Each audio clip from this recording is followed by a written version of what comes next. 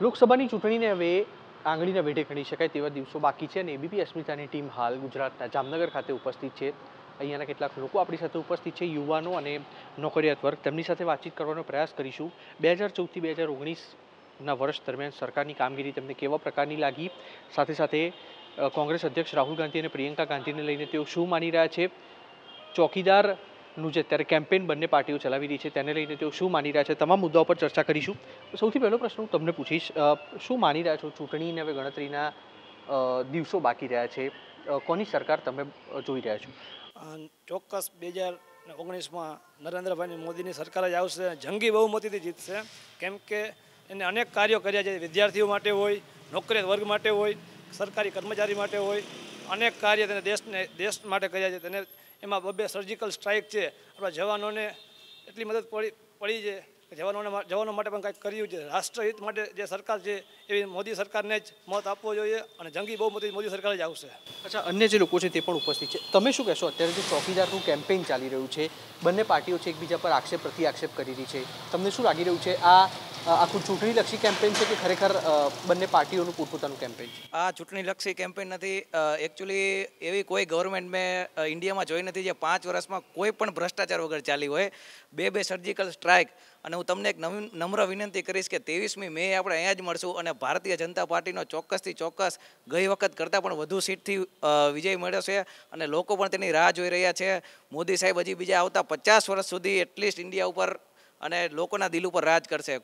કોઈ સવાલ નથી. 100% શ્યોર છું. અમે બધા શ્યોર છીએ, ભારતની જનતા શ્યોર છે. બિલકુલ. આ તરફ જે લોકો છે, તમે શું માનશો? કોંગ્રેસ અધ્યક્ષ તરીકે રાહુલ ગાંધીએ ચાર્જ સંભાળ્યા બાદ આ પહેલી ચૂંટણી છે, તેમના માટે કેટલો પડકાર રહેશે અને પ્રધાનમંત્રી તરીકે તમે કોને જુઓ છો? પ્રધાનમંત્રી માટે અમે નરેન્દ્રભાઈ મોદીને જોઈએ છીએ. રાહુલભાઈ માટે ખરેખર કપરા ચઢાણ છે ચડવા માટે. અચ્છા, તમે શું માની રહ્યા છો? રાહુલ ગાંધીને જો પ્રધાનમંત્રી જન્મત મળે પ્રધાનમંત્રી બનવા માટેનો, તો દેશ ચલાવવા માટે સક્ષમ ખરા તમારા મતે? જી ના. જે વ્યક્તિ યોગ્ય સ્પીચ નથી આપી શકતા એ દેશ કેમ ચલાવી શકે?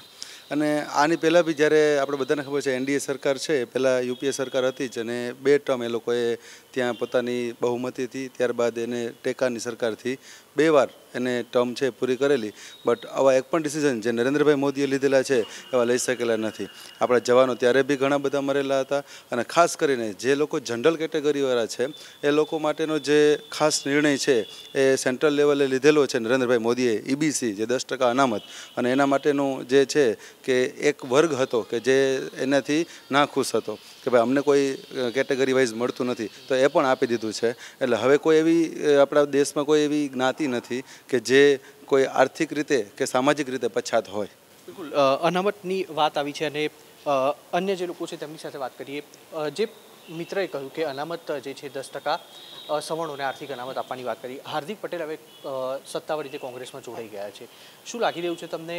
તેમનો એક આખો સ્ટન્ટ હતું કે પછી ખરેખર તેઓ સમાજ માટે લડી રહ્યા હતા?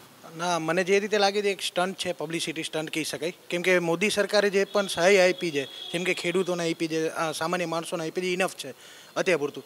ને આજે રહી વાત અનામતની, તો આજે અનામતનો મુદ્દો તો વર્ષોથી ચાલે છે. આજે 1-2 વર્ષથી એ લોકો અનામત કરે છે, પણ એ છતાં પણ આજે અનામત મળવા કરતાં આજે દેશની સમૃદ્ધિ થાય, વિકાસ થાય એ મહત્ત્વનું છે. સૌથી પહેલો પ્રશ્ન, બરાબર. ત્યારબાદ આપણે જોઈએ કે આવતા સમયમાં મોદી સરકાર આવે તો હજી દેશનો વિકાસ થશે અને ખેડૂતો છે અને અન્ય પબ્લિક છે ને બહુ સારી એવી સહાયતા મળશે. અચ્છા, અન્ય જે વ્યક્તિ આપણી સાથે ઉપસ્થિત છે હું તમને પૂછીશ. થોડા દિવસ પહેલાં રાહુલ ગાંધી, પ્રિયંકા ગાંધી ગુજરાતમાં આવ્યા હતા અને એક જનમેદનીનું પણ સંબોધન કર્યું હતું. શું લાગી રહ્યું છે અત્યારે જે સત્તા છે તે કોના હાથમાં વધારે તમને લાગી રહી છે? અત્યારે લાંબુ કાંઈ નહીં, ટૂંકું અંતર કે અત્યારે મેં બી એક ચોકીદાર હું. અચ્છા, તો કુલ મળીને જોઈએ તો જામનગરની જે જનતા છે તેમનો મૂળ જાણવાનો પ્રયાસ કર્યો. લગભગ એવું તારણ નીકળી રહ્યું છે કે મોટાભાગના જે લોકો છે તે નરેન્દ્ર મોદી સરકારની કામગીરીથી ખુશ છે. ચોકીદારનું જે કેમ્પેઇન ચાલી રહ્યું છે તેને અહીંયાના લોકોએ પણ એટલું સમર્થન કર્યું છે અને લોકસભા બાદ જે નવી સરકાર બનશે તે પણ નરેન્દ્ર મોદીની સરકાર બનશે તેવી આશા અપેક્ષાઓ તેઓ રાખી રહ્યા છે.